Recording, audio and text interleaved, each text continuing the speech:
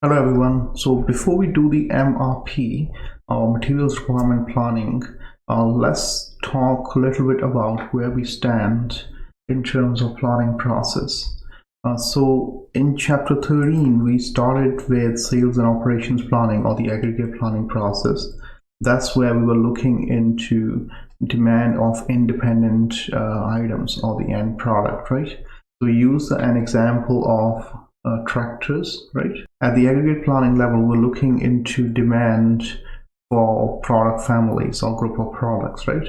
So if I remember correctly, for the first month, we were calling for 500 units to be manufactured, right? So using these 500 units for first month, then we disaggregated.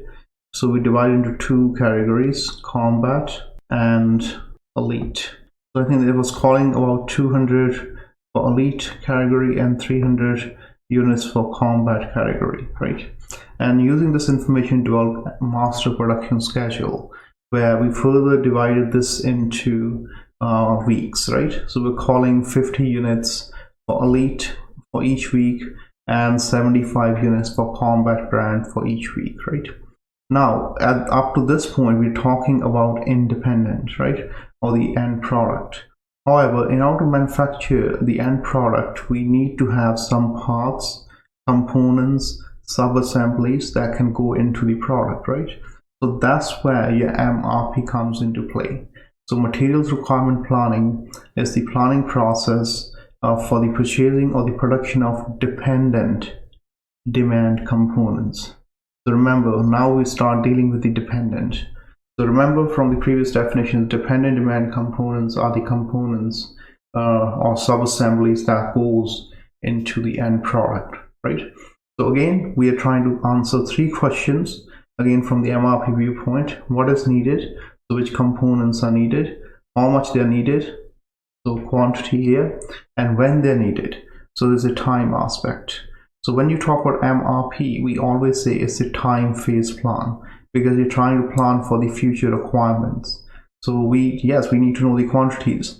I may need, let's say, 100 sub-assemblies in order to complete a tractor at a given date, right? So which means I need to tell the time as well, so that we can start the production in case we use making those components in-house, or we can let our vendors know when we need those inventories. So that's why there's a time aspect too. So before we go any further, just one more quick note. You will come across a term that the demand for dependent components is lumpy. So what that means? For any, so when you're manufacturing an end product, you will have several components that goes in, right?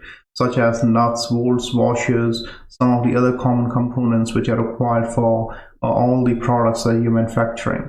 So for those type of components that goes into different products, or the common components that we call. So the common components demand is going to be there for every product you manufacture. However, there's going to be some specific components that are required for a particular product.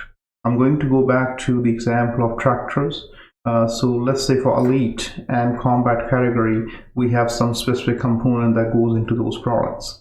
So those components are only required when we manufacture that particular product.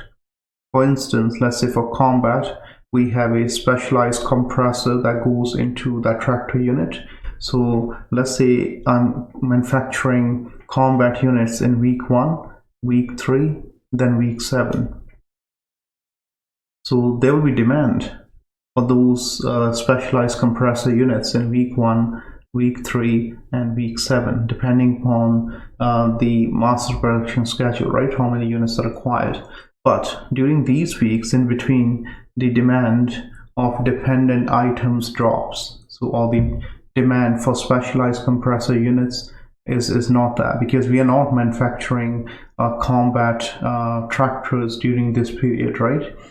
So that's why it is called the demand is lumpy for those specialized components which goes into a particular product. So from here, let's look into the MRP inputs. So like aggregate planning or MPS, for MRP, there are three key inputs. The very first input for master production schedule is the independent. The very first input for MRP process is master schedule or master production schedule.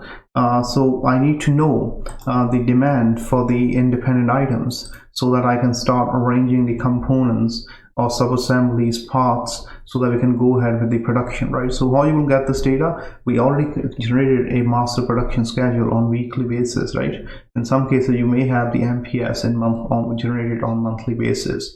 So that will establish the future requirements in terms of what needs to be manufactured. The second is bill of material.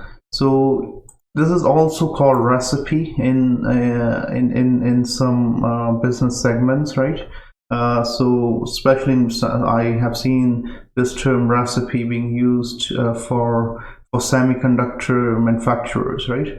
So bill of materials, the idea here is to provide list of components or materials that are needed to make the end product, right? The other simple example I always give to students is when you buy a furniture item from Brick or IKEA that needs to be assembled at home. So when you open your packaging, it always have a list which kind of tells you how many nuts are there, how many bolts are there. So let's say we're assembling a table, it's going to tell you there's one tabletop, 4 legs, and so on, right? So it gives you detailed list that is required to make the final product, right? And why we need in the MRP process, we need this information so that we can call the right components when we are manufacturing a particular product, right? It's receipts or withdrawals, because we need to know the accurate inventory levels. At this point, this is all information, right? But I need to know the physical count that is sitting on shop floor, right? What is the lead time? So the open orders are the orders which are placed but not fulfilled at the moment, right? So by knowing this, I will know the accurate inventories on hand.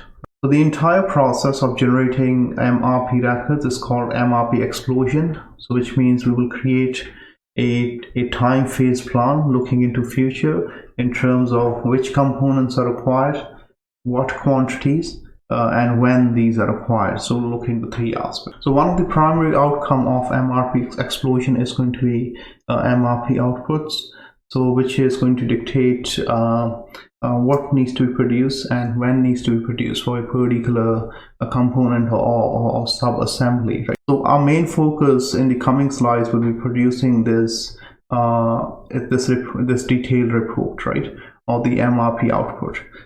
So you will see this is going to be a time phase plan where we will determine different quantities that needs to be produced on weekly basis. We're going to use kind of that week as a basis for the time period, right? And just one more clarification before we move forward, because this saying you hear, the schedule indicates that the amount and the timing of future production. So that's in case you're doing the components in-house or purchasing orders, right?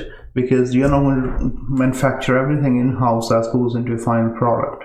Sometimes these components are delivered by your vendors, right? So these things are outsourced too. So those are going to be part of purchase orders. So I'm going to work through on creating the MRP plan, right? Or the primary output. So you'll see in that case, your plan is going to be time phased. So we will have time element as well as the quantities that needs to be manufactured. The second type of reports are the exception reports. In this case, we will not kind of focus on exception reports, which is kind of out of scope of this course.